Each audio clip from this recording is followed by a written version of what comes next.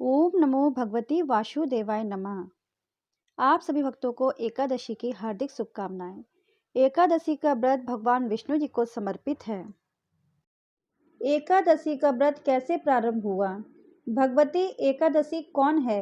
इस संबंध में पद्म पुराण में कथा है कि एक बार पुण्य श्लोक धर्मराज युधिष्ठिर को लीला पुरुषोत्तम भगवान श्री कृष्ण ने समस्त दुखों त्रिविध तापों से मुक्ति दिलाने के लिए हजारों यज्ञों के अनुष्ठान की तुलना करने वाले चारों पुरुषार्थों को सहज ही देने वाले एकादशी व्रत करने का निर्देश दिया। एकादशी व्रत उपवास करने का बहुत महत्व होता है। साथ ही सभी धर्मों के नियम भी अलग अलग होते हैं। खासकर हिंदू धर्म के अनुसार एकादशी व्रत करने की इच्छा रखने वाले मनुष्य को दशमी के ही दिन से कुछ अनिवार्य नियमों का पालन करना चाहिए। एकादशी व्रत करने वालों को दशमी की रात्रि को ही पूर्ण ब्रह्मचर्य का पालन करना चाहिए तथा भोग विलास से दूर रहना चाहिए। एकादशी व्रत करने वाले को दशमी के दिन मांस, लहसुन, प्याज, मसूर की दाल आदि निषेध वस्तुओं का सेवन नहीं करना चाहिए। इस दिन प्रातः स्नान करने के बाद दातून ना करें। नींबू, जामुन, आम के पत्ते लेकर चबा लें और अंगुली से कंठ साफ करें। वृक्षों के पत्ते तोड़ना वर्जित है, अतः स्वयं गिरा हुआ पत्ता लेकर सेवन करें। स्नान आदि करने के बाद गीता का पाठ करें या पुरोहित जी से गीता का पाठ श्रवण करें। फिर प्रभु के सामने इस प्रकार प्रण करना चाहिए कि आज मैं चोर, पाखंडी और दुराचारी मनुष्यों से बात नहीं करूंगा और ना ही किसी का दिल दिखाऊंगा। तत्पश्चात ओम नमो भगवते वासुदेवाय इस द्वादश मंत्र का जाप करें। राम, कृष्ण, नारायण आदि विष्णु के सहस्त्र नाम को कंठ का भूषण बनाएं। भगवान विष्णु का स्मरण कर प्रार्थना करें और कहें कि हे त्रिलोकीनाथ, मेरी लाज आपके हाथ में है, अतः मुझे इस प्रण को पूरा करने की शक्ति प्रदान करें। क्रोध ना करें और मधुर वचन बोलें। भूल कर भी किसी की निंदा ना करें और यदि आपने कर ली है तो भगवान सूर्य नारायण के दर्शन कर धूप दीप से श्री हरि की पूजा करके क्षमा मांग लेना चाहिए। इस दिन यथाशक्ति दान करना चाहिए, किंतु स्वयं किसी का दिया हुआ अन्न कदापि नहीं ग्रहण करना चाहिए। दशमी के साथ मिली हुई एकादशी व्रत मानी जाती है। वैष्णवों को योग्य द्वादशी मिली हुई एकादशी का व्रत करना चाहिए। त्रयोदशी आने से पूर्व व्रत का पारण करना चाहिए। प्रत्येक वस्तु प्रभु को भोग लगाकर तथा तुलसी दल छोड़कर ग्रहण करना चाहिए। द्वादशी के दिन ब्राह्मणों को मिष्टान दक्षिणा देना चाहिए। इस व्रत को करने से जीवन के सारे कष्ट समाप्त हो जाते हैं और उपवास करने वाला दिव्य फल प्राप्त करता है। पंचांग के अनुसार हर साल कार्तिक माह के कृष्ण पक्ष की एकादशी तिथि पर रमा एकादशी का व्रत रखा जाता है। इस दिन जगत के पालनहार श्री हरि विष्णु जी की पूजा करने और व्रत रखने का विधान है। सभी एकादशियों में रमा एकादशी को सबसे शुभ और महत्वपूर्ण माना जाता है। इसे रंभा एकादशी के नाम से भी जाना जाता है। यह एकादशी दिवाली के 4 दिन पहले आती है। रमा एकादशी व्रत को सबसे महत्वपूर्ण एकादशी में एक माना जाता है। कहा जाता है कि रमा एकादशी का व्रत करने से ब्रह्म हत्या सहित अनेक प्रकार के पाप नष्ट हो जाते हैं। जो भी व्यक्ति रमा एकादशी के दिन व्रत रखता है उसके सभी पाप मिट जाते हैं। कार्तिक माह के कृष्ण पक्ष की रमा एकादशी तिथि की शुरुआत 8 नवंबर 2023 को सुबह 8:23 से हो रही है।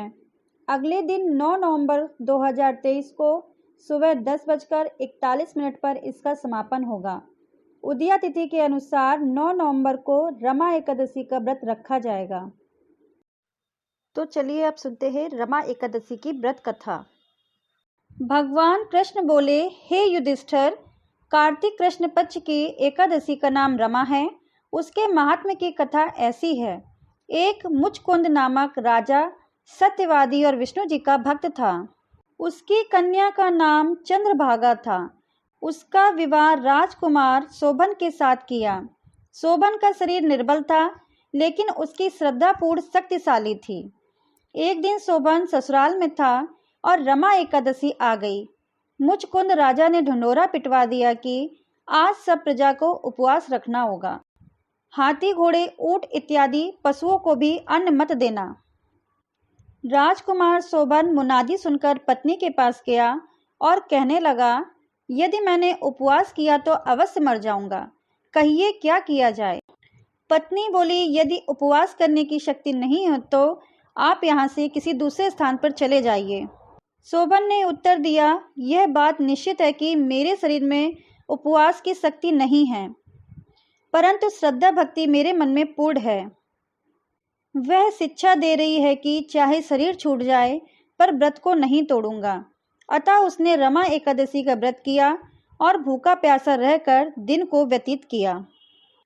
कष्ट पाकर रात्रि को भी जागरण कर निकाल दिया, परंतु प्रातः होने से पहले ही उसने प्राण त्याग दिए। तब राजा ने उसका दाह संस्कार करा दिया। चंद्रभागा को सती होने से पिता ने रोक दिया और वह अपने पिता के घर ही रहने लगी। व्रत के प्रभाव से शोभन को इंद्राचल पर्वत पर रत्न जड़ित उत्तम देवनगर प्राप्त हुआ। यहाँ इंद्र के समान वह आनंद लेने लगा। गंधर्व और अप्सरा उसकी स्तुति किया करते थे।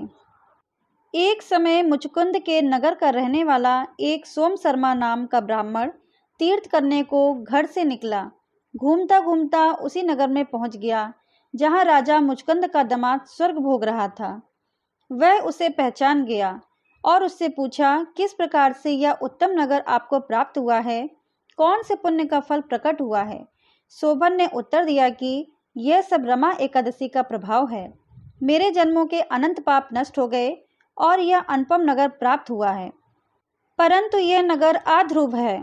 ध्रुव बनाने की शक्ति केवल मेरी पत्नी में ही है, अतः उसे शुभ संदेश अवश्य देना। ब्राह्मण ने घर आकर चंद्रभागा से सब समाचार कहा और उसे मंदराचल पर्वत पर मुनि वामदेव के आश्रम में ले गया। मुनि ने चंद्रभागा का मंत्रों द्वारा अभिषेक किया। वह दिव्य शरीर धारण कर पति के पास चली गई और पति से कहने लगी, मैं जन्म से एकादशी का व्रत करती रही हूँ। उसके प्रभाव से आपका अनुपम नगर ध्रुवलोक के समान अचल रहेगा। हे युधिष्ठिर, इस महात्म्य की कथा सुनने से विष्णु लोक की प्राप्ति होती है। हे विष्णु भगवान, रमा एकादशी के महात्म्य को सुनने वाले, कहने वाले, पढ़ने वाले और हुंकरा भरने वाले सभी की मनोकामना पूर्ण करना। बोलो विष्णु भगवान की जय हो। अगर आपको ये कथा पसंद आई हो तो प्लीज़ हमारे चैनल को लाइक करिए, सब्सक्राइब करिए और शेयर करिए। कमेंट बॉक्स में ओम नमो भगवते वासुदेवाय या फिर जय श्री कृष्णा जरूर लिखें। धन्यवाद भक्तों।